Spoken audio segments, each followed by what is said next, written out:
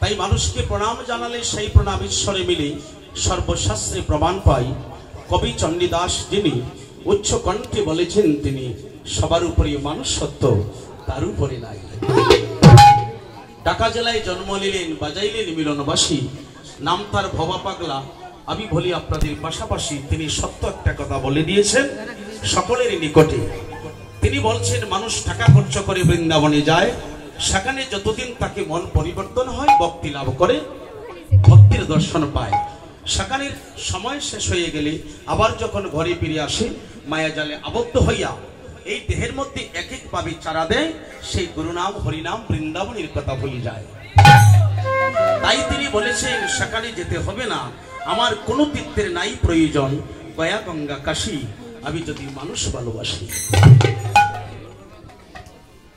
স্বামী বিবেকানন্দ একই কথায় জীবকে দিয়েছে আনন্দ, জীবে প্রেম করিবে যেইজন, সেই জন তো সেবিছে ঈশ্বর। গুরুর কাছে গিয়ে তুমি সারেন্ডার করো, গুরু তোমার সার্ভেন্ট হয়ে সবকিছু করে দিবে।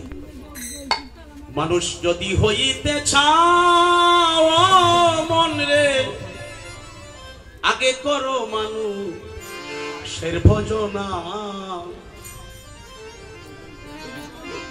সবার উপরে মানুষ, সবার উপরে মানুষ, এই সৃষ্টিতে যার নাই তুলনা। আমি প্রমাণ ছাড়া কথা বলবো না। মানুষ যদি হইতে চাও ও মন রে, আগে করো মানুষের ভজনা। অনন্তকালের বর্তমান গীতাই লিখেছে, জীবসেবা করিলে কৃষ্ণ সেবা হয়।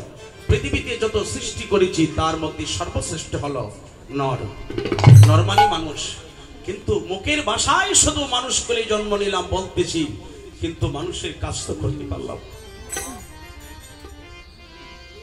কি করলাম? বনের পশু হনুমান প্রমাণ করলো,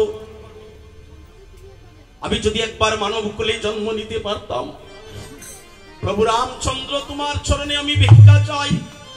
বানর বংশে জন্ম নিলাম, বানরই আমার মা, বানর বংশে জন্ম নিয়ে আমার সাধন ভজন হলো না। প্রভু গো, একটিবার আমাকে মানব কুলে পাঠিয়ে দাও। আমি যদি একবার মানুষ হয়ে জন্ম নিতে পারি, দেবতারাই বাঞ্ছা করে মানুষ হইতে, আমি মানুষ হয়ে কেন যাব 84